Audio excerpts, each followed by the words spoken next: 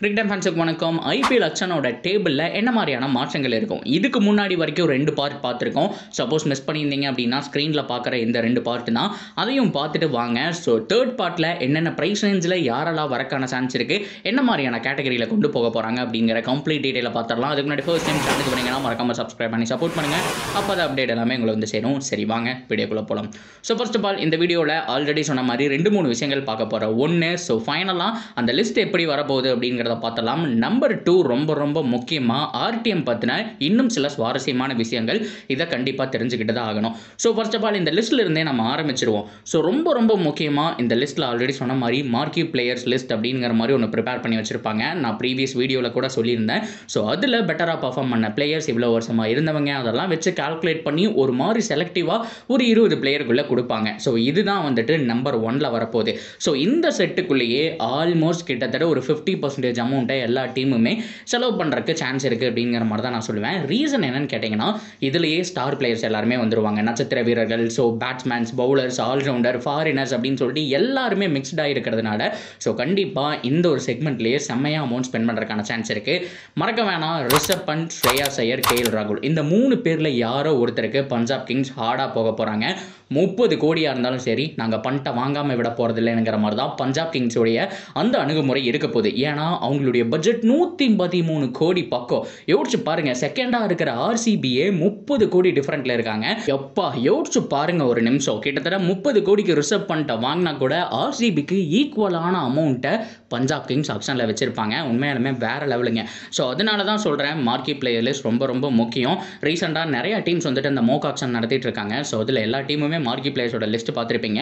கிட்டத்தட்ட சிமிலராக அந்த மாதிரி தான் வரும். ஸோ இதுக்கப்புறம் பேட்ஸ்மேன் உங்களுடைய கேட்டகரியில் ஆல்ரெடி நிறைய சீனியர் பிளேயர்ஸ், ஒரு ஸ்டீவ் ஸ்மித்தை பார்க்கலாம். ஸோ அது போக இன்னும் நிறைய பேர் வருவாங்க. ஆல்ரவுண்டர் கேட்டகரியில் நிறைய பேர் வருவாங்க. இன்னும் சூப்பரான பிளேயர்ஸ் எல்லாம் வருவாங்க. லைக் ரொம்ப முக்கியமாக ராகுல் திரிபாதி, நிதிஷ் ராணா, இந்த மாதிரியான பிளேயர்ஸ் எல்லாம் அந்த ஒரு கேட்டகரிக்குள்ளே வருவாங்க. ஸோ இந்த ஒரு கேட்டகரியும் ரொம்ப முக்கியம். அதாவது அமௌண்ட்டில் கிட்டத்தட்ட ஒரு 30%, 100% அமௌண்ட்டில் ஒரு 30% இந்த மார்க்கெட் பிளேயர் லிஸ்ட்டில் ஆல்மோஸ்ட் 10 டீமில் 9 டீமுக்கு மேலே செயல்படுறதுக்கான சான்ஸ் இருக்குது. அது போக அடுத்த கேட்டகரியிலேயே பார்த்தோம் அப்படின்னா அந்த பேட்ஸ்மேன்கள், ஆல்ரவுண்டர் கேட்டகரியில் மற்ற டீம் எல்லாமே ஸ்பெண்ட் பண்ணிடுவாங்க. அமௌண்ட் இப்படித்தான் போக போகுது. அட் த சேம் டைம் இந்த இடத்துல சொல்லிக்கக்கூடிய இன்னொரு விஷயம் என்ன அப்படின்னா, பிரைஸ் ஹைக் இருக்கும் அப்படிங்கிற மாதிரி சொல்லிருக்காங்க. 25 லேக் தான் வந்துட்டு பேஸ் பிரைஸ் அப்படிங்கிற மாதிரி போயிட்டு இருந்துச்சு லாஸ்ட் டைம் எல்லாம். ஆனால் இந்த தடவை 30 லேக் தான் இருக்கும் அப்படிங்கிற மாதிரி சொல்கிறாங்க. ஸோ இது மட்டும் 100% உறுதி கிடையாது. பொறுத்திருந்து பார்ப்போம் எந்த அளவுக்கு உண்மை அப்படிங்கிறத. அண்ட் ஃபைனலாக அந்த ஆர்டிஎம்ங்க ரொம்ப முக்கியமாக. நிறைய பேருக்கு தெரிஞ்சிருக்கும், நிறைய பேருக்கு தெரியாமல் போயிருக்கலாம். நிறைய பேருக்கு இதுக்குள்ளே இவ்வளோ விஷயம் இருக்கான்னு கூட தெரிஞ்சிருக்கலாம். ஒரு சின்ன எக்ஸாம்பிளோட எப்படி யூஸ் பண்ணலாம் அப்படிங்கிறத பார்த்துலாம். ஸோ இப்போ இந்த ஆர்டிஎம் எப்படி யூஸ் பண்ணணும் அப்படின்னு கேட்டிங்கன்னா, ஸோ ஃபர்ஸ்ட் ஆஃப் ஆல் இப்போ Chennai super Kings, RCB 2 team வந்துட்டு ஃபேஃப் டு பிளஸிக்கு பிட் பண்ணுறதா நம்ம வச்சுக்குவோம். ஃபேஃப் டு பிளஸி ஆர்சிபியில் விளையாண்டுருக்காருங்கிறதுனால ஒரு ஆர்டிஎம் போடுறதுக்கான சான்ஸ் இருக்குது. இப்போ ஃபேஃப் டு பிளஸி வந்துட்டு பிட் பண்ணிகிட்டே போயிட்டு இருக்காங்க சென்னை சூப்பர் கிங்ஸ். ஸோ ஃபைனலாக ஒரு 10 கோடிக்கு சோல் டு சிஎஸ்கேன்னு சொல்லணும், மறந்துடக்கூடாது, வாங்கிடணும். 100% 10 கோடிக்கு ஃபேஃப் டு பிளஸி சிஎஸ்கே வாங்கிட்டாங்க அப்படின்னா இந்த இடத்துல வாங்கினதுக்கு அப்புறம் தான் ஆர்டிஎம் தூக்க முடியும். நம்பர் 1. இதுக்கப்புறம் மறுபடியும் சிஎஸ்கே கிட்ட கேட்பாங்க. அதாவது 10 கோடிக்கு உங்களுக்கு கொடுக்கறதுக்கு விருப்பமா, அவங்க ஆர்டிஎம் கேட்குறாங்க அப்படின்னு சொன்னப்போ ஓகே விருப்பம் கொடுத்துருங்கன்னு சொல்லிட்டா பிரச்சனை கிடையாது. இல்லைப்பா நாங்கள் இன்னும் அமௌண்ட் இன்க்ரீஸ் பண்ண பார்க்குறோம், நான் 12 கோடிக்கு எங்களுக்கு மறுபடியும் ஃபேஃப் டு பிளஸி வேணும்னு கேட்குறோம் அப்படிங்கிற மாதிரி சென்னை சூப்பர் கிங்ஸ் கேட்டாங்கன்னா மறுபடியும் ஆர்சிபி கிட்ட சொல்லுவாங்க. ஃபர்ஸ்ட் 10 கோடிக்கு வாங்கிட்டாங்க, ஸோ மறுபடியும் 2 கோடி எச்சு பண்ணியிருக்காங்க, இப்போ உங்களுக்கு ஆர்டிஎம் போடுறதுக்கு விருப்பமா அப்படிங்கிற மாதிரி ஆர்சிபி கிட்ட கேட்பாங்க.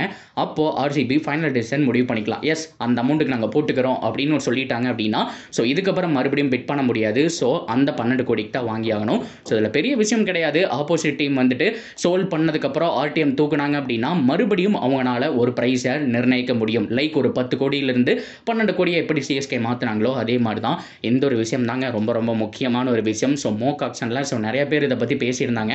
நானும் உங்ககிட்ட தெளிவாக கிளாரிஃபை பண்ணணும்னு நினச்சேன், சொல்லிட்டேன். So that's a video guys. So part 3யும் முடிஞ்சு. ஸோ இதோட அந்த டேபிள் பற்றின விஷயங்கள் எல்லாமே வந்துட்டு நான் கவர் பண்ணிட்டேன். ஸோ ஃப்ரெஷ்ஷாக டேபிள் வந்ததுக்கப்புறம் யார் எந்தெந்த பொசிஷனில் இருக்காங்க, ஸோ எந்த மாதிரியான பிளான் இருக்கும் அப்படிங்கிறத நெக்ஸ்ட் வீடியோவில் பார்ப்போம். ஸோ இதை பற்றி உங்களுடைய ஒப்பீனியன் தாராளமாக கமெண்ட்டில் சொல்லலாம். தொடர்ந்து அப்படி இருக்குது சேனலோட இணைஞ்சிருங்க. மறக்காமல் சப்ஸ்கிரைப் பண்ணி சப்போர்ட் பண்ணுங்கள்.